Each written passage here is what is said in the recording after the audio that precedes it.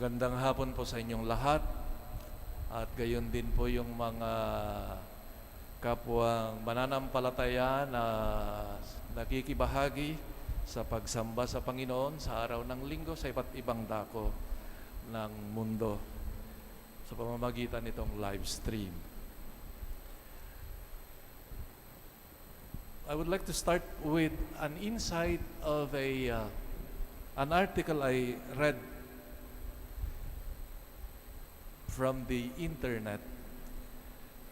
Yung kanyang topic ay very intriguing, kaya nagsimula ko o kaya binasa ko. It was written by a woman, author Jan or Hunt, with the title "The Trouble with Rewards." The Trouble with Rewards. That's the title of the article. And she shares here the use of reward to motivate, for example, children. Alam natin yan sa ating karanasan siguro, no? They have a jar filled with small toys or other rewards to be given out when a child completes certain specific tasks or changes his or her behavior at the parent's request. No? Pag hindi ka iiyak, bibigyan kita ng ganito. No? The whole idea of reward. No? On the one hand, maganda, sabi nga niya, because rewards instead of punishment, which is of course kinaayawan natin at ayaw nating masaktan o saktan yung mga anak. Halimbawa, to learn important things, no, we use rewards to for them to learn, and it is more attractive, appealing. Pero sabi niya, the downside of this is also true. And what is that? He said that in the reward system, it is inherent the possibility of failure. Failure to obtain, for example, the reward, which is frustrating, and failure to please the parents or the authority figure, for example. So, inevitably, the possibility of failure brings fear of failure too, no? And according to this author, and I quote, she said, the biggest problem with rewards is the hidden message that if there were no rewards, the child would not perform the task in question. It can even be said that the fear of not being rewarded is a punishment.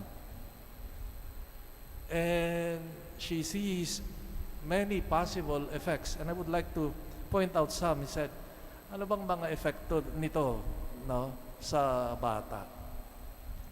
For example,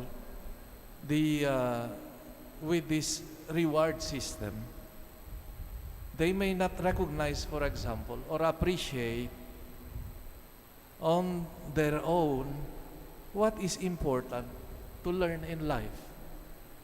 They are just functioning as if at the prompting only of reward, without for them discovering what is truly essential, no, apart from those rewards, no, that they learn only what others would reward them to do. Thus, they might begin to disregard their own personal preferences, for example, also, or what interests them. Kung ano lang yung nag-a-assure sa kanila ng reward without their own personal preferences, for example.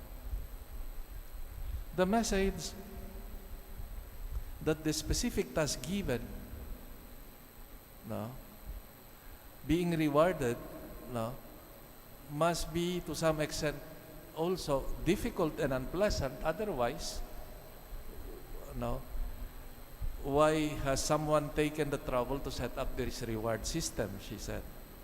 After all, no one has ever had to offer reward to get a child eat an ice cream.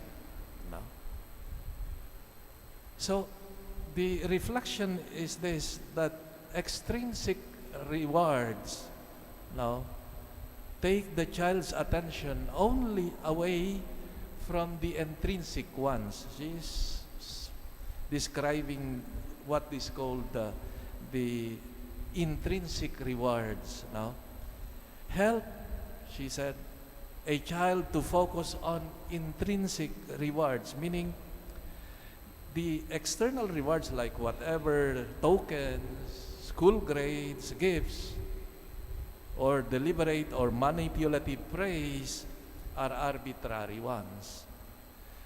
That they bear no direct relationship with the matter at hand. This intrinsic reward that the author is saying is helping the child, the person, to learn the importance of keeping one's, for example, a child keeping one's room in order, clean, while focusing on the actual issue, for example, would mean helping the child appreciate the inherent rewards of having a clean and orderly room, like that it is easier to find things, or to avoid health problems like allergies, avoiding accidents, or in a messy room, no? Or just the good feeling of having an orderly environment. The trouble with rewards, she said, at times it can appear beautiful, but actually there are also negative effects on this. When I remember this insight as I read the gospel today, especially the second part of the gospel, when Jesus said at the end, when you have done all you have been commanded to do, say we are unprofitable servants. We have done what we were obliged to do. With this parable, Jesus wants to correct our natural or maybe cultural inclination to seek rewards. The underlying logic here of many of our relationship is this, as they say in Latin, do ut des. I give you so that you may give me. No? Do ut des.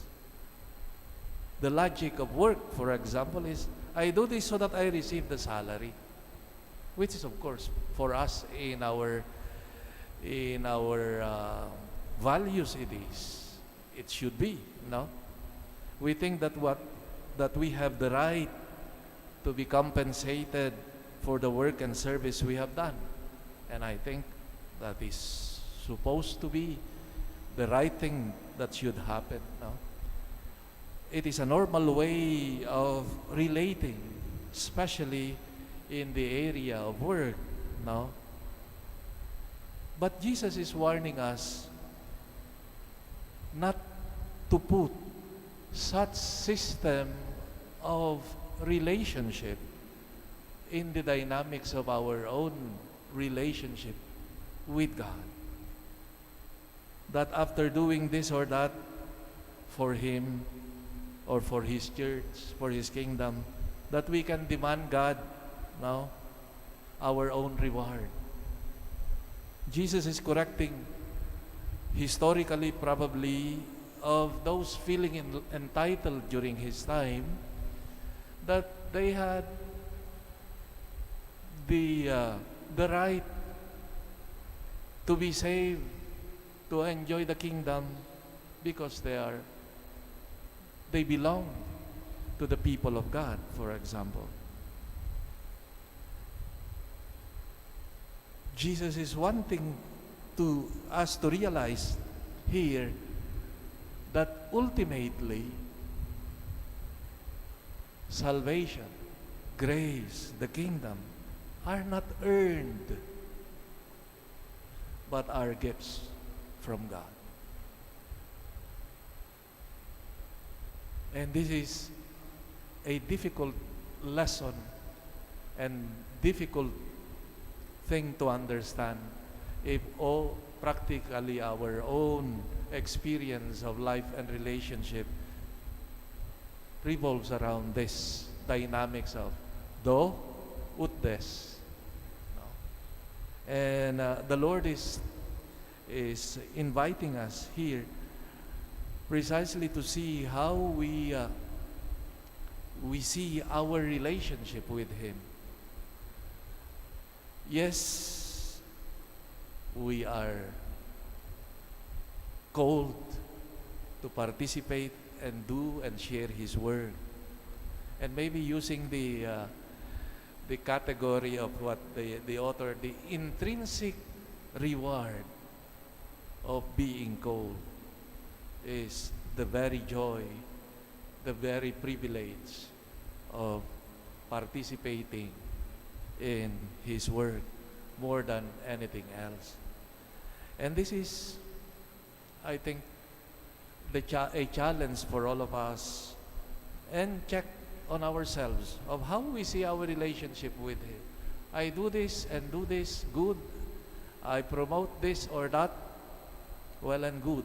God expects from us, no? But ultimately, we cannot demand our reward. And we see it from the point of view of faith, that ultimately, because it is a gift of God to us. May we come to appreciate the goodness of the Lord, and may we find joy in doing His will, His work, no? And grow beyond this attitude of, I give you this, Lord, so that you may give me this. Do ut des. That is a very commercial, infantile relationship with God. We are invited to go beyond, and that is the relationship of trust in God, who knows what is best for us. And in sharing His mission, in sharing His Word, may we find joy, because that is in itself the reward. And may the Lord, the generous Lord, help us appreciate His goodness, His generosity, because we do not need to demand from God our reward, because He gives to us